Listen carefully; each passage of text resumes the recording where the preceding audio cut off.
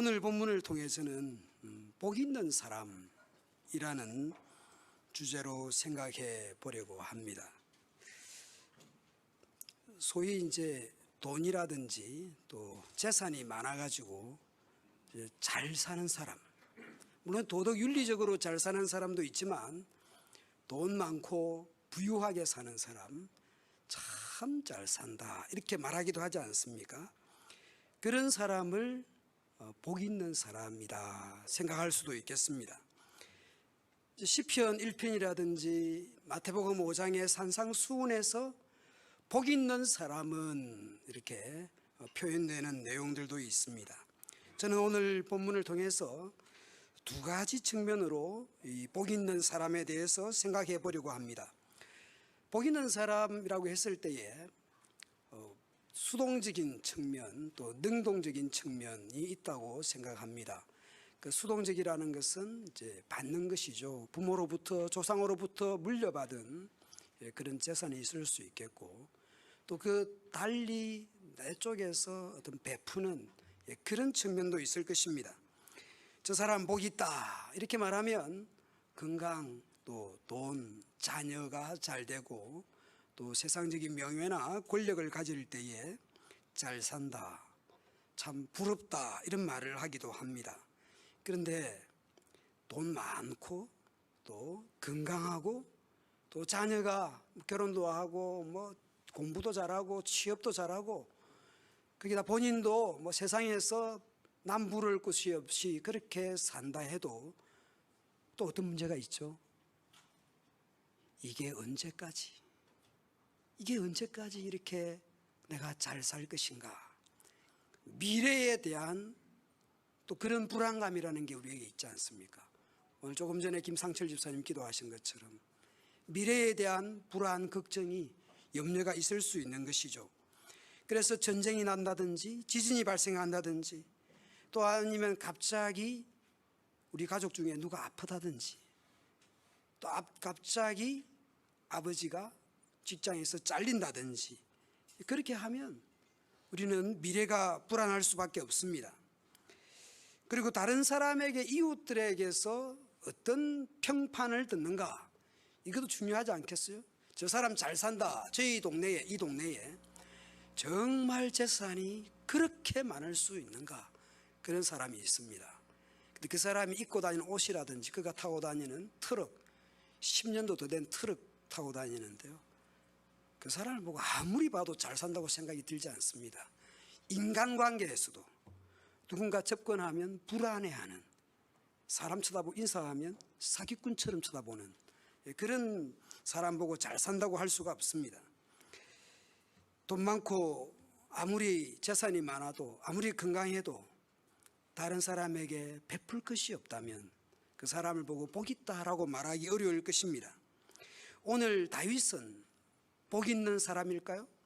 다윗은 어떤 사람 같습니까? 다윗은 복 받은 사람인 것은 분명합니다. 다윗이 받았거나 가진 것들이 무엇입니까? 여호와께서 주위의 모든 원수를 무찌르사 왕으로 궁궐에 평안히 살게 할 때에 하나님께서, 여러분 통치자가, 대통령이 여러분 주위의 모든 중국, 미국, 일본 이 열강들, 세계 열강들 가운데서 여러분 주위의 모든 원수를 무찌르사 그렇게 승리하게 하신, 어디를 가든지 이기는 백전백승의 그런 지도자, 그런 대통령, 그런 왕이었다. 누가 그렇게 만들었다고요? 여호와께서 하셨고 여호와께서 이기게 하셨다라는 말씀을 하고 있습니다. 하나님께서 다윗에게 엄청난 복을 주신 것이죠. 8장 15절에는 다윗이 온 이스라엘을 다스렸다. 이게 우리가 볼 때는 대단하겠습니까? 그죠? 헤브론에서 왕이 되어서 7년 넘게 통치하다가 유다 지파의 왕이 되어서 나중에 통일 이스라엘의 왕이 되었다, 이 말이잖아요. 우리에게는 큰 의미가 없겠죠. 그럼 이렇게 이야기해 봅시다. 바레와 만주와 요동까지, 옛 고구려 광개토왕비까지, 대마도까지 모두 통일된 남북 통일 정도가 아니라 그 모든 고구려 영토까지 다 회복한 초대 대통령이 되었다. 이건 어떻게 생각합니까? 이거 엄청난 거 아니겠어요? 세계 일강 속에서 대한민국이 국격이 높아졌다라는 수준이 아니라, 남북 통일 수준이 아니라 신라시대 삼국 고구려 영토까지 다 회복하는 통일된 대통령, 그래서 인구가 2억이 되는, 그래서 내수 경기만 하다도 먹고 살 나라가 되었다. 그런 초대 대통령이 되었다. 이거 아니겠습니까? 지금 다윗이 왕이 된 것은 엄청난 축복을 받은 사람입니다. 다윗은 이것은 대단한, 거기다가 어떻게 됐습니까? 헤브론에서 7년 넘도록 그가 통치하면서 6명의 처첩을 두었고 아들, 딸들이 태어났고, 예루살렘에 또 처첩을, 또 다른 처첩들을 두어서 자녀들이, 왕실이 튼튼하게 되었다. 왕실 안에 주변 국가 속에서 그 지중해 패권을 쥐고 있던 블레셋도 굴복시키고, 거기다가 요단강을 넘었어. 거기다가 저 두로, 알렉산더 대왕이 가장 힘들게 정복했던 그 두로의 히람이 궁궐을 지으라고 좋은 나무를 이렇게 보내어주는, 기술자까지 보내어주는, 이런 정치, 외교, 군사적으로 엄청난 궁궐 안에도, 내명부 안에도 이런 안전과 샬롬을 누렸던 그런 다윗 왕입니다. 얼마나 복을 받은 사람입니까? 그뿐입니까? 여러분, 이렇게 왕실이 굳건하고 경제적으로, 군사적으로, 외교적으로, 정치적으로 강력한 그런 나라가 되었고 대통령이 되었고 왕이 되었습니다. 그럼 그 다음에 뭐가 문제가 있죠? 이게 언제까지 갈 건가? 사울 왕도 왕 되어서 40년 통치하고 난 뒤에 그 왕위가 계승되지를 못했어요. 아무리 부강한 대단한 지배층이 나타났다 하더라도 그 지배층이 얼마나 지속될 것인가, 이건 매우 중요하잖아요. 내가 아무리 건강하고 아무리 돈이 많고 아무리 내가 잘나가고 아무리 명예와 그런 학식과 인품과 그런 존중을 받는다 하더라도 이것이 내 때에 끝나버리면 어떻게 되나? 내 죽고 난 뒤에 어떻게 될까? 그런 거 우리 고민을 하지 않습니까? 여러분, 하나님께서 다윗에게 어떤 약속을 주십니까? 네 몸에서 내 씨를 내 뒤에 세워서 그의 나라를 견고하게 하리라. 나는 그의 나라 왕위를 견고하게 하리라. 너희의 집, 너희의 왕위를 견고하게 하는 것이 아니라 너 다음 때도 영원히 내 집을, 내 왕위를 견고하게 하겠다라는 말씀을 12절, 13절, 16절 거듭 반복해서 영원히 네 때뿐 아니라 다음 때까지, 너의 현재의 군사, 외교, 정치, 내명부까지뿐 아니라 그뿐 아니라 앞으로 미래까지 안전보장이 확보된 그 약속을 하나님이 하시는 이 다윗입니다.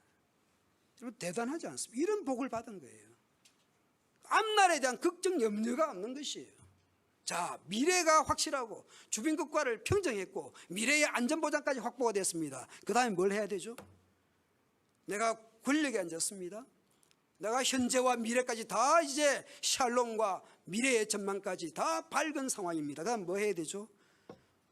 과거사 정리. 과거사 정리해야 되지 않습니까? 내가 권력을 잡았어요. 내가 힘을 가졌어요. 과거사를 정리를 해야 됩니다.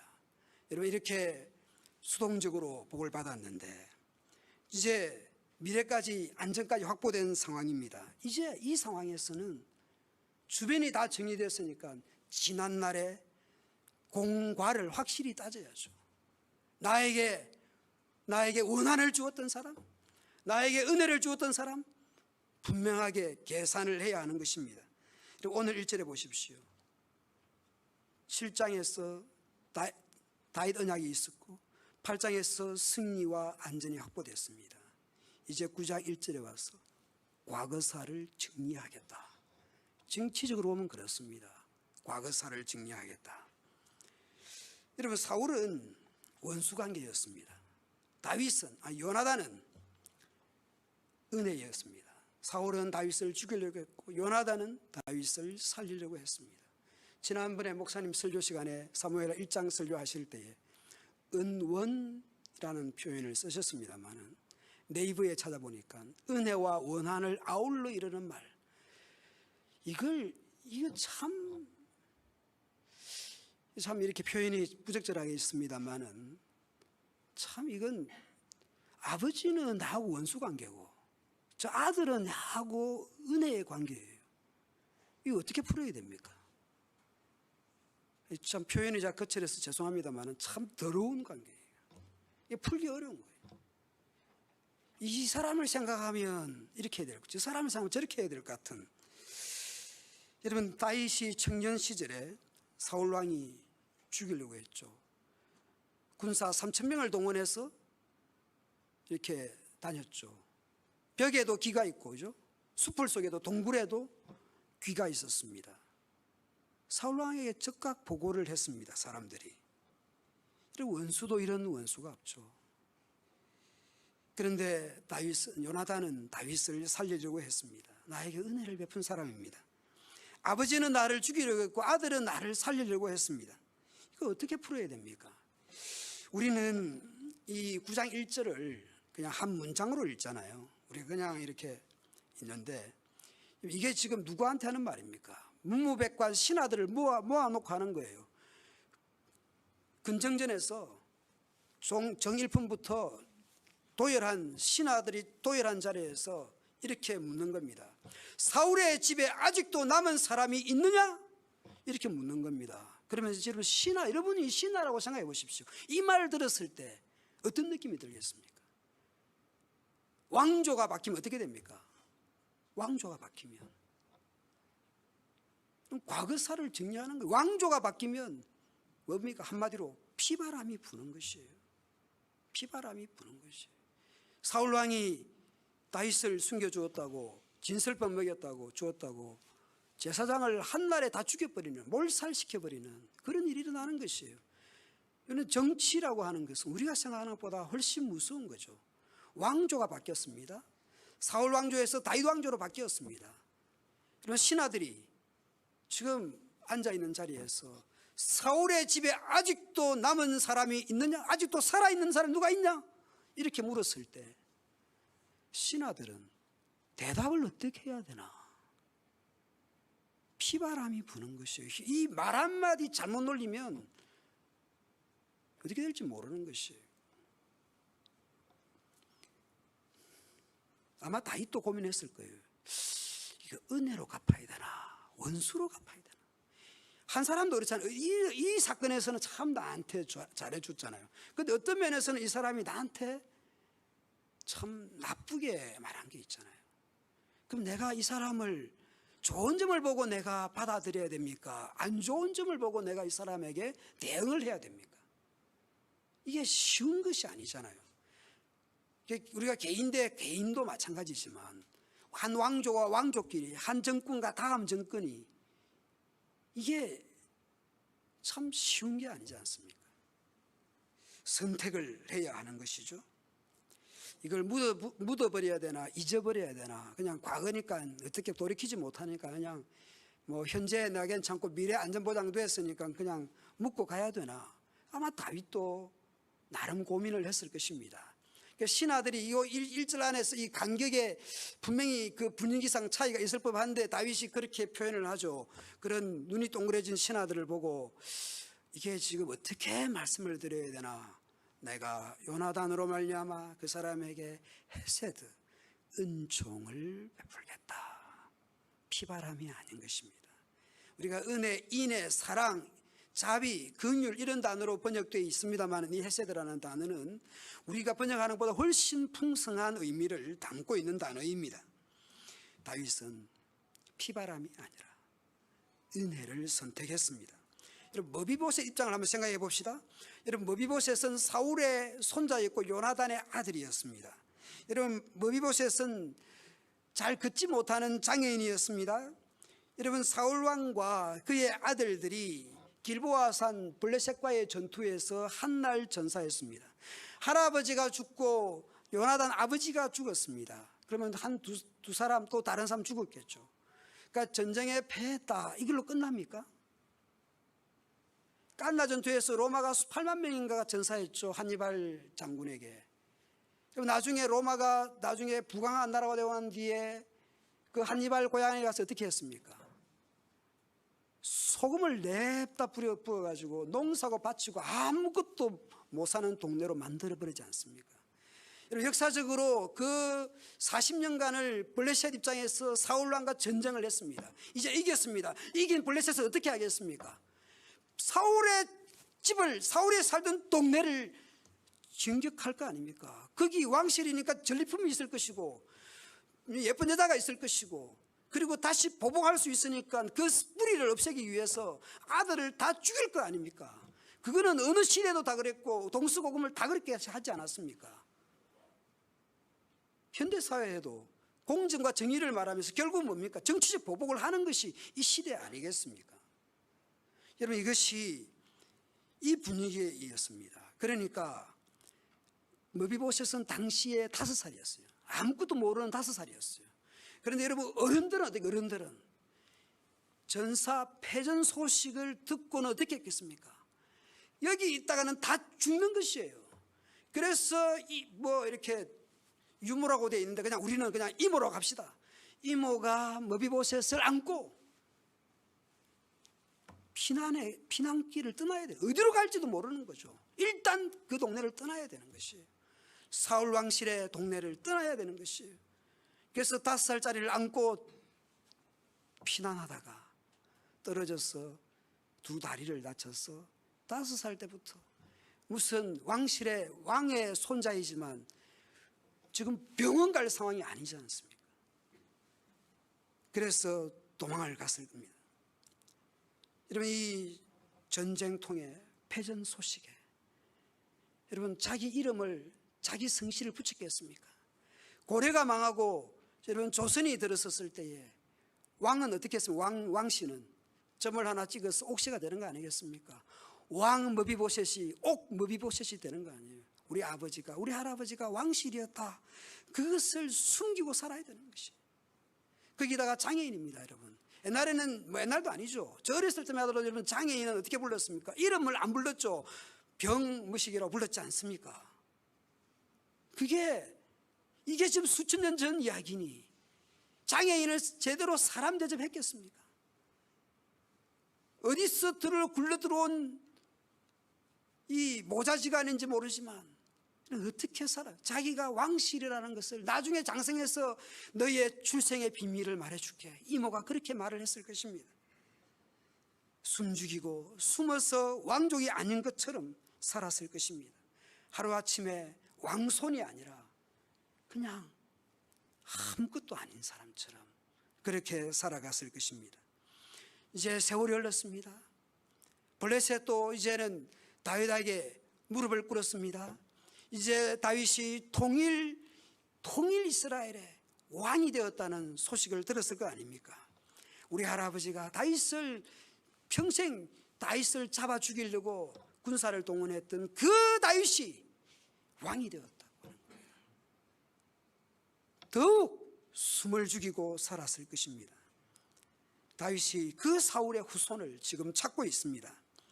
다윗은 원수가 아니라, 원한이 아니라, 복수가 아니라 헤세드, 은혜를 베풀겠다라고 말을 합니다. 그러는 중 그렇게 하니까 내가 아는 사람이 있는데 나타난 사람이 시바였습니다.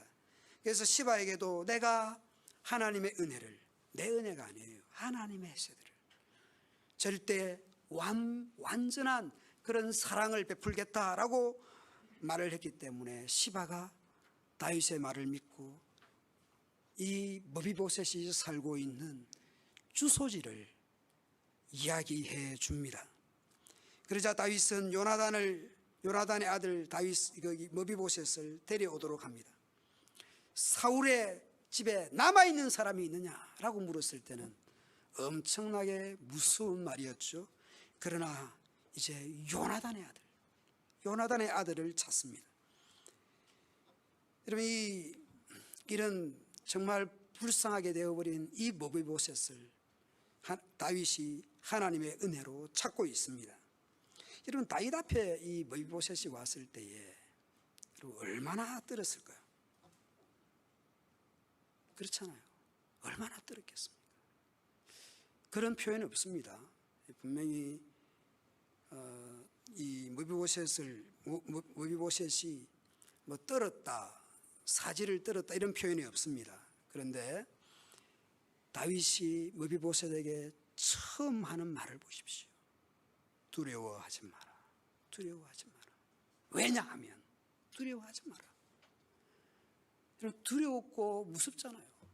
할아버지를 대신해서 내 두 다리도 못 쓰는데 이제는 두 팔을 어떻게 해버리는 건 아닐까. 그 옛날 할아버지 때 있었던 그 원한 관계를 나에게 하면 내가 어떻게 할 수 없잖아요. 얼마나 머비보셋이 떨었을지. 그래서 이 다윗이 두려워하지 마라. 왜냐하면 너의 아버지 요나단을 생각해서 너에게 은혜를 베풀고자 한다 라고 말을 합니다.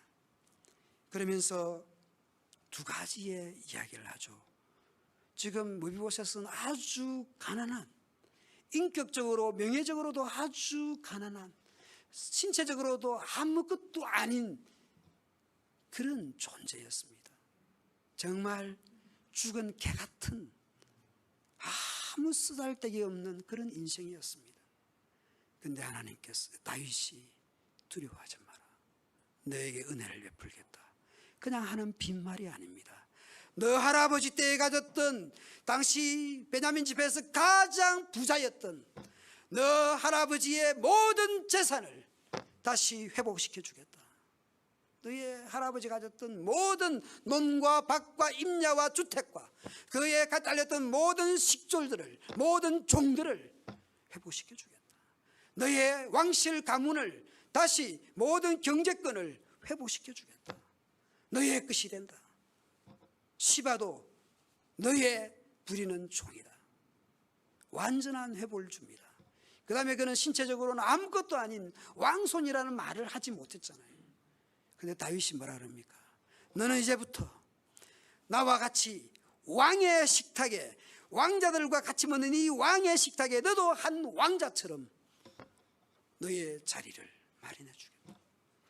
너도 언제나 같이 왕자처럼, 너는 사울의 왕손이 아니라 너는 요나단의 아들로서, 나의 아들로서, 한 왕자의 자리로서 너도 한 자리를 차지해서 함께 산의 진미를 먹는 그런 명예를, 그 왕손을 회복시켜주고 있습니다. 이게 다윗이 머비보셋에게 내가 하나님의 은혜를, 하나님의 인애를 너에게 베풀겠다라고 한 말씀을 그대로 다윗이 실천하고 있습니다. 여러분, 머비보셋은 다시 처음에는 살려달라고 하기 위해서 얼굴을 땅에 댔지만 이제 그 헤세드의 그 사랑에 감격을 해서 얼굴을 땅에 대고 다윗에게 절을 합니다.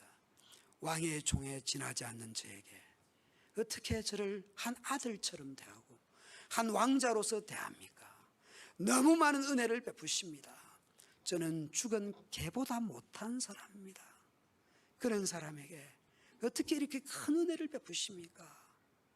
이것이 머비보셋의 모습이었습니다. 여러분, 머비보셋은 두 다리를 절었다고 계속 두 다리를 절었다, 두 다리를 절었다. 장애인이었다. 두 다리를 저니까 여행을 가본 적이 있겠습니까? 어디를 가본 적이 있겠습니까? 돈도 없지만 이런 불쌍한 사람을 자기는 아버지가 요나단이었다고 그렇게 말 한마디 못하고 우리 할아버지가 왕이었어 그런 자랑도 못해보고 가난하게 비천하게 살았던 사람이었습니다. 그런데 이제 할아버지의 모든 재산을, 할아버지의 모든 명예를, 그가 왕손의 왕자로서의 그런 명예를 완전히 회복하고 있습니다. 다윗은 옛날 요나단과 맺었던 약속이 있었습니다. 요나단과 맺었을 때 요나단이 그렇게 말합니다. 나는 지금 세자와 같은 존재였잖아요. 장군이면서 요나단은 세자였습니다. 나는 내 인자함을 내 집에서 영원히 끊어버리지 말라. 하나님의 헤세드를 우리 집에 베풀어라. 그래서 두 사람이 언약을 한 거예요. 다윗은 그 언약을 맺었던 요나단은 이미 사라지고 없지만 다윗은 그 언약을 기억하고 있는 것입니다. 내가 정말 이스라엘에 개같이 살았을 때에 아기서에 가서 침 흘리면서 미친놈처럼 그렇게 개같은 인생을 살고 숲을 속에 숨어 살고 동굴 속에 숨어 피해 다니고 그렇게 내가 버려진 사람처럼 살았을 때에 나에게 너는 반드시 왕이 될 것이고 우리 아버지도 네가 왕 될 것을 알아. 하나님이 너를 지켜줄 거야. 혹시 다음에 네가 왕이 되거들랑 내 식솔들을 지켜다오. 그렇게 언약했던 것을 다윗은 기억하고 있습니다. 내가 도망다니고 피해 다니고 내가 숨어 살 때에 나에게 밥 한 것이라도 더 사주었고 나에게 대접해주고 나에게 말이라도 위로를 해주었던 사람, 그 사람에 대한 은혜를 잊지 않는 것이 이런 복 있는 사람입니다. 내가 다 잘되고 잘 먹고 잘 살게 되었을 때에 야, 나에게 더 잘해줄 사람 없나? 내 이렇게 잘 나가는데 좀 나에게 좀 알아줄 사람 없나? 그런 사람을 찾는 것이 아니라 이제 내가 밥 먹고 살만해졌을 때에 참 어렵고 힘든 사람 찾아서 대접하고 위로하고 말 한마디라도 그런 힘든 사람을 위해서 기도하는 그 사람이 복을 받은 사람이고 복을 베푸는 사람이고 복 있는 사람입니다. 다윗이 바로 이런 복 있는 사람이었습니다. 설교를 마무리하겠습니다. 로마서에서 그렇게 말씀합니다. 박해하는 자를 축복하라. 악을 악으로 갚지 마라. 네 원수가 줄이거든 먹이고 목마르거든 마시게 하라. 악에게 지지 말고 선으로 악을 이기라. 이 은원의 관계를 보복과 복수의 관계가 아니라 은혜의 관계로 다윗이 바꾸고 있는 것입니다. 죽이려고 했던 사람을, 그 가문을 축복하고 있습니다. 악에게 지지 않고 다윗이 선으로 악을 이기고 있습니다. 예수님께서도 산상수훈에서 말씀했습니다. 너희 원수를 사랑하며 너희를 핍박하는 자를 위하여 기도하라. 이같이 한즉 하늘에 계신 너희 아버지의 아들 딸들이 될 것이다.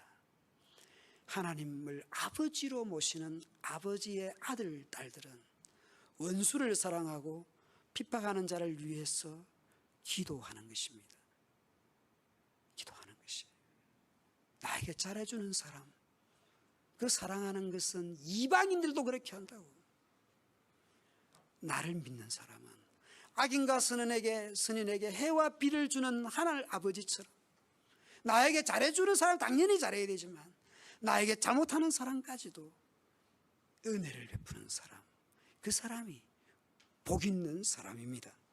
사람이 권력을 쥐거나 특별한 위치에 올랐을 때에 그것을 유지하고 더 확장하려고 하는 것이 인간의 욕심이지 않습니까? 다윗은 승리와 샬롬과 미래에 대한 안전보장을 받았을 때에 사람을 찾습니다. 보복하고 복수하기 위해서 찾는 것이 아니라 은혜를 베풀기 위해서 찾습니다. 누군가 나를 지켜줄 사람을 찾는, 사울왕은 다니면서 용사를 찾아서 자기를 지켜줄, 그를 권력을 지켜줄 용사를 찾아서 좋은 실력이 있는 용사를 보면 자기 편으로 다 만들었습니다. 다윗은 사람을 찾습니다. 은혜 베풀 사람을 찾습니다.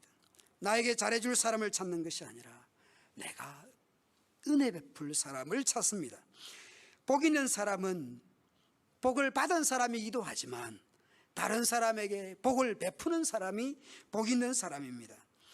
은혜 받은 사람은 은혜를 베풀 줄 아는 것이에요. 수만 갚을 수 없는 그 빚을 탕감받았을 때에 100데나리온 빚진 사람 그거 하나 잡아가지고 멱살을 잡아서 감옥으로 끌고 가는, 그건 진정한 은혜를 맛보지 못한 사람입니다. 한 주간 나에게 잘해주고 내 살림에 보탬될 사람을 찾는 것이 아니라 내가 도와줄 사람, 내가 도와줘야 될 사람, 내가 손이라도 잡아줘야 될 사람, 내가 정말 기도해 줘야 될 사람, 그 사람을 우리는 찾아야 됩니다. 내가 위로해주고 내가 격려해주고 내가 기도해 줘야 될 사람, 그 사람을 찾으십시오. 하나님 아버지의 딸들로서 사랑하고 위로하고 베풀고 원수를 위하여 축복하고 핍박하는 자를 위해서 기도하는 그런 하늘 아버지 자녀다운 우리 모두가 되면 좋겠습니다. 그렇게 한 주간 복 있는 사람으로 살아가는 저와 여러분 되시기를 축원드립니다.